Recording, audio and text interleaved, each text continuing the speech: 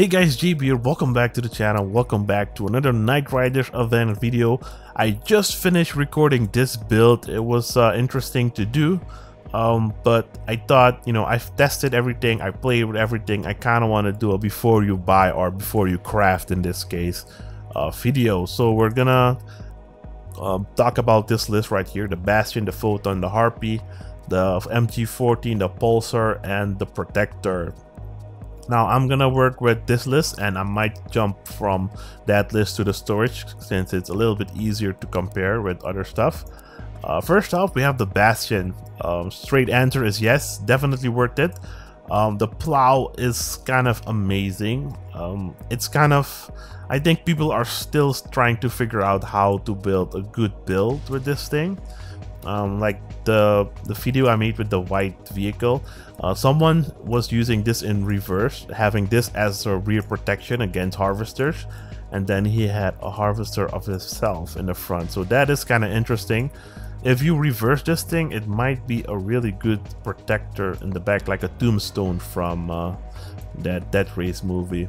But yeah, it's definitely worth it. If you ask me, it's a really good cabin. It's rare.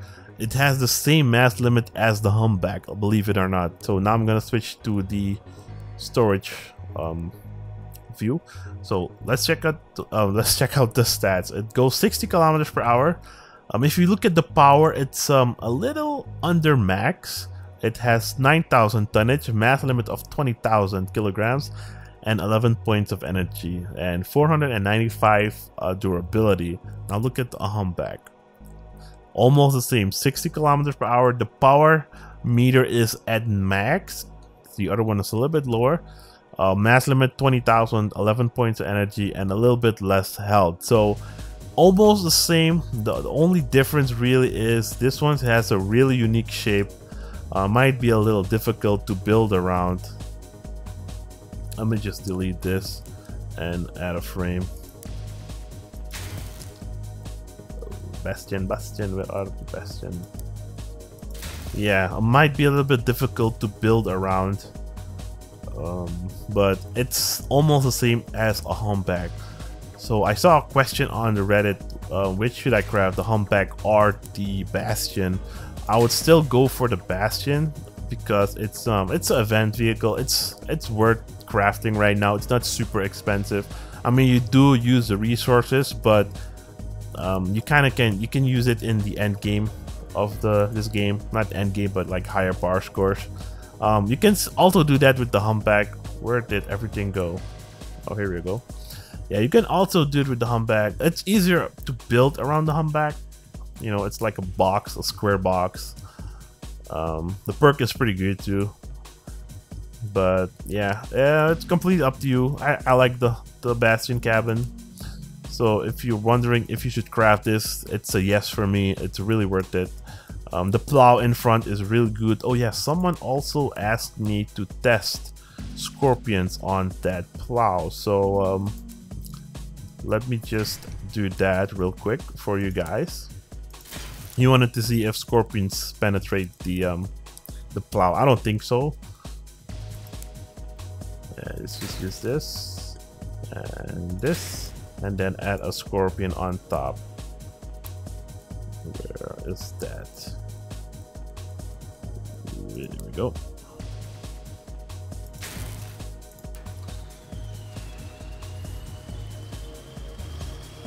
Kind of a silly looking build. So we're gonna shoot the plow. 165. I believe it did not penetrate. Nope. 329. Let's double check if the cabin damage. 329. So yeah, the scorpion does not penetrate the plow, but it still does 165 damage, which is a lot. Now let's move on to the next cabin, the Fulton Cabin. Now the Fulton Cabin, at first I thought this thing was gonna be really OP just because I understood the perk wrong. It says here, all energy weapons deal 130% more damage to heated parts. So I thought if this thing deals 130% more damage and I add a Aurora, which also already gives 100% more damage, I would have 230% more damage. I was like, oh my god, this combo is gonna be OP. But unfortunately, they kind of messed up the translation or something, and they kind of messed up the perk as well. So the perk for all fire damage is whatever is on fire will get 100% more damage. That is just a general fire perk of the game. They didn't even need to put it for the Aurora, but the Aurora is unique because the Aurora already heats you up. So once the Aurora heats you up 100%, you will deal double damage. Now with the cabin, if you have Auroras on this cabin, that does not mean you get 130 or 230. The 100% damage is default to a heated part. So you actually only get 30% more damage increase to all energy weapons. So you'll when something is heated up, you'll deal 100% more damage. If you have a Prometheus 5, a Pulsar, a Quasar, or Aurora, you'll get 30% more extra damage to that part. Sorry about that. I hope you don't hear my son yelling in the background. So personally, I still think this cabin is good if you have a friend that can heat up people, or if you have some kind of good weapon combo that heats up parts and you can deal massive damage with a energy weapon. I'm still gonna test that out in a future video, like a spider build or something like that, and I think I will be able to make it work, because I still think it's pretty strong. People say it's not that good on hovers. I haven't tested the Bastion if it's good on hovers. The Harpy is not my style on hovers. But the Fulton Cabin, people say it's bad. I haven't personally tested it, but yeah. Or actually, I have tested it. Sorry, I forgot. I made a build on a hover, but it was really awkward because I have high ping, so I can't really have an accurate measurement of it. But personally, I would craft this as well. It looks way better than the blue version, the Pilgrim Cabin, and it's a good weapon to have if you like playing with fire. Now moving on to the Harpy. Now before we move on to the weapons, I forgot to check out the Fulton Cabin stats. It goes 80 kilometers per hour, which is good. 5,000 kilogram tonnage, good. Mass limit 13,000 kilograms, which is very good. And you get 12 points of energy and 335 durability. Now this thing's mass limit is really good for a craftable cabin. The only cabin that we can craft which has an okay or less mass limit is the Quantum. The Quantum is kind of a balanced cabin, if you ask me. It's good, it's fast enough, it has a little bit less health than the Photon. But you know, I like the Quantum Cabin. Quantum Cabin is a cabin that you kind of always need to have in your inventory. But yeah, the Photon is definitely better than a Quantum. But all the other cabins, if you don't want to invest in the game, like pay to play, the Photon is really good right now because you get that extra mass limit. This one has better mass limit, but it's in a pack. This one has the same as the Quantum. It's also in a pack. The Favorite has more, also in a pack. The Spider Cabin has a lot, but it's also from a pack. And personally, I think this should be a heavy cabin, but who am I to decide that? So yeah, let's move on to the Harpy. Harpy's perk is really good. It gives you more ammo and it gives you more explosion radius. Unfortunately, I'm not that smart, so I can't really test that out on, you know, there's people that probably did do that. But yeah, the cabin itself, it looks similar like a Bat Cabin. It has some interesting mounting points. Where is it? Let's just quickly check it. Yeah, so it has the mounting points up top in the front, over here, which are kind of weird, and down below obviously, and the side big square, and big square up top. So good mounting points.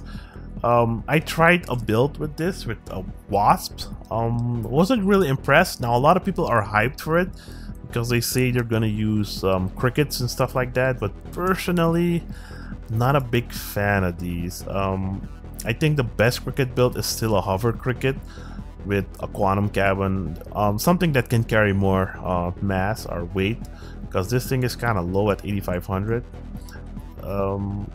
yeah, so using crickets, I saw builds with just crickets up top and, you know, the cabin exposed because they kind of want to make it look cool and stuff, but that doesn't really work in Crossout. So Harpy light cabin, personally, I don't think it's worth crafting. I would definitely get the Fulton and the Bastion. Even if you want like a light melee build, I would still use the Fulton. The Harpy stop speed is fast since it's a light cabin, goes 100 kilometers per hour, but I don't know, I'm not a big fan. Now, moving on to the Arbiter. I already did a video of this with the Bastion cabin, and I wasn't really impressed. I think it's just a fused or upgraded MG13. It kind of feels similar, it just sounds different and looks a bit cooler. But definitely not impressed. You can get the same performance with the MG13. Oh, not the same, obviously. Almost the same performance with the MG13, and I personally think the aspects are still way better than these, because with the aspects you can, you know, still tap fire and strip off weapons really fast, but with this it's kind of difficult, kind of like an equalizer. It has to spool up first and then it kind of goes all over the place, and the perk only comes up when the accuracy is really bad. You know, so yeah, kind of it's a good support weapon in PvP. It might kind of work in clan wars as well, but I'm not a big fan. The aspects are definitely still better. Moving on to the Pulsar. The Pulsar is a really good weapon. I've played it, I've been hit by it. Really strong, and if you are able to use it with the Fulton cabin and have someone else heat a part up for you, it's really strong, I haven't tested it out with the quantum cabin yet.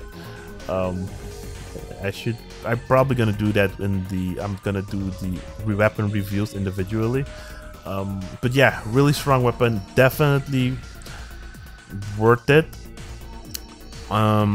Unless you don't like playing with plasma guns, because the projectile is slower than like a shell from a cannon, like a tsunami or a mammoth, so it might need some getting used to, and you might gonna need, you know, you can use you're kind of big, as you guys can see.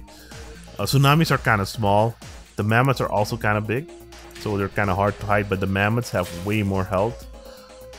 This has 850 durability, and the mammoths, I believe have like way more, like double that. Where are the mammoths? I cannot see the mammoths. Hold up guys, I'll find them sooner or later.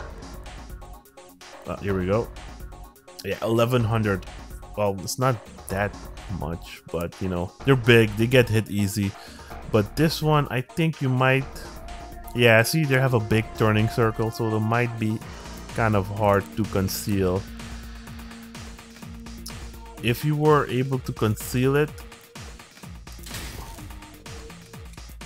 yeah, you're gonna have to make a big box in order to conceal it. Okay, you can't do anything. So yeah, that's the only downside really with this thing. You can't really hide it, though. They're gonna have to stick out on top of your build, but they are really strong. The other thing I was gonna mention is they work better. I wouldn't say better, but they're kind of easier to use on hovers or leg builds, just because you can strafe and stuff like that. But having a wheeled build, it's not like using cannons on wheels. Cannons on wheels work, but this thing is kind of weird. It'll get shot off really quick. So really strong weapons, but you're gonna have to use a special build to make them work really well. So I would, if you can afford them, I would get them. They're good. They're really good. Unless you don't like the slow projectile type weapon thing like this. If you're on the receiving end of these, they kind of fly in really fast. You almost don't have time to like dodge them. But they're still dodgeable, or a lot easier to dodge than a tsunami shell and stuff like that. Now let's move on to the protector, the last weapon. I made a video with the white vehicle. They are good. but I'm not really impressed. They're really inaccurate. Kind of similar as the defender, but the defender kind of feels more accurate. The aspect is still obviously more accurate. I used this with a Torero cabin and then they were accurate for me, so it was kind of fun to use them with the Torero cabin. I've also used them on the Icebox cabin, so you know that works as well because they deal a lot more damage than their other brothers. This does 4.5 damage, this does 4, and this does 4 as well. And the perk is pretty good. I've eaten like a cricket or something from the side, and this thing was still standing with the perk, of course, activated, which is good. So they are really strong, really hard to shoot off a little bit, but they're really inaccurate, hard to snipe off weapons from a distance. So they're kind of cheap, obviously. They're purple weapons, but grinding all the talents to get the protectors, I don't know. You can craft 1 or 2 and then mix it up with 2 other defenders, because these do have a lot more health. 185, defender only has 153, and the tackler has 205, which yeah, these are really hard to shoot off on a spider build.